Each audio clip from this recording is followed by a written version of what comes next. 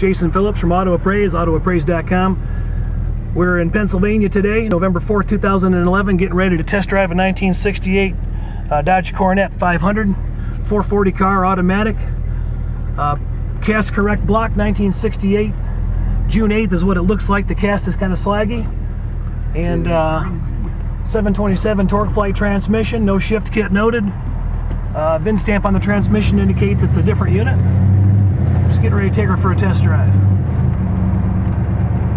Kind of going through a slow business area at the time. What's the speed on? 35? 35 yeah, around here? Yeah, 35 right now, but it's slow, you know, there. But as you go up, it'll go up higher. Speedometer registers a little bit heavy at the higher speeds.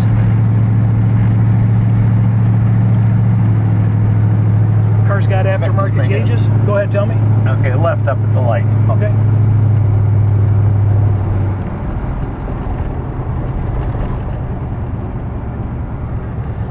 It's got an original Survivor interior. The carpet's likely been changed somewhere along the way. It's got an original dash pad showing a few cracks, but still pretty presentable. Original gauge faces look reasonably nice. Door tops got repainted when the car got repainted. The paint's got less than 300 miles on it since restoration. Underside of the car was repainted in a single stage. Many of the suspension components were repainted as well. The headliner's been changed. Some of the original trim inside the car has some stage 1 and 2 pitting and patina, but still presents pretty nice. The original old simulated wood steering wheel has a few hairline cracks. Small mark here in the horn cap. AM radio comes on and buzzes. The heater blower comes on. Car seems to upshift and downshift without any issues. Got a 600 or a 650 single feed Edelbrock carburetor on the motor. Speedometer's definitely reading heavy, showing about 60 miles an hour right now, and I'm probably doing 35. A few rattles from the console trim that could be secured. That door's not actually tight right now. That could be part of the issue. Suspension feels pretty stable. Minimal hop in the steering wheel if you're watching my hand. Got drum brakes all the way around. Pedal's a little low. They could probably benefit from being bled out.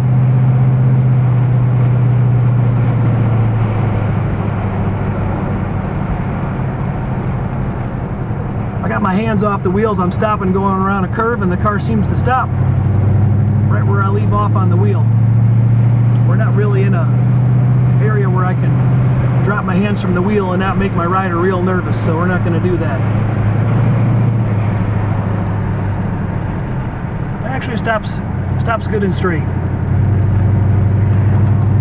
The horn's in-op. It's got a few in-op lights that the insured's going to fix prior to selling the vehicle. This vehicle is for sale. Where are we turning at? Got a ways to go? Got a way to go. Okay. About a mile and a half yet. The factory gauges have all been disconnected except the alternator gauge, which appears to be charging, and the fuel gauge, which shows just under a quarter of a tank.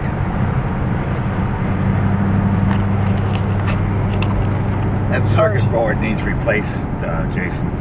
Circuit board? Yeah, it's about $100 to replace the circuit board. Nope.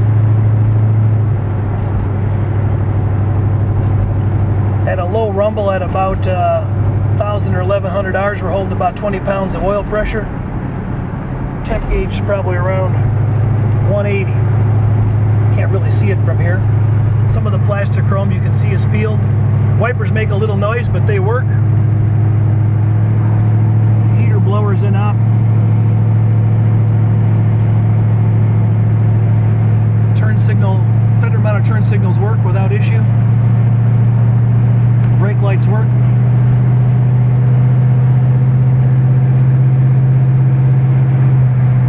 Car's got all original glass except for the windshield.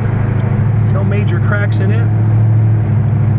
A few vertical and horizontal side scratches and roller scratches in some of the side glass.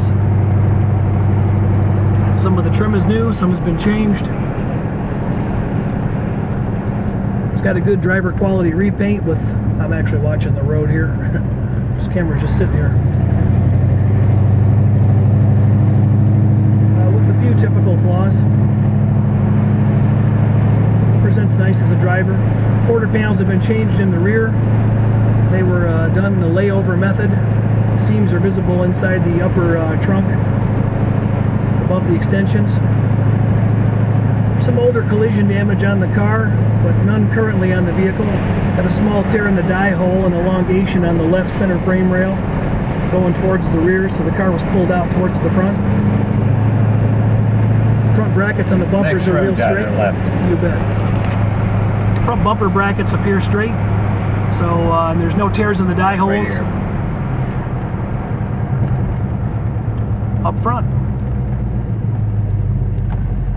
there's a slight repair in the left rear rail on the exterior of it. A slight bulge, but it doesn't appear that it was replaced. 2 floor panel repairs right below the driver's and passenger's seat, or feet, excuse me. About 16 by 12 inches. They appear to be sectioned in nicely. Stable, solid underbody, good driver quality car. Jason Phillips from Auto Appraise, autoappraise.com. Test driving a 1968 Dodge Cornet, Pennsylvania today. 310 inspectors on the ground nationwide. Let us know if we can do a car for you sometime.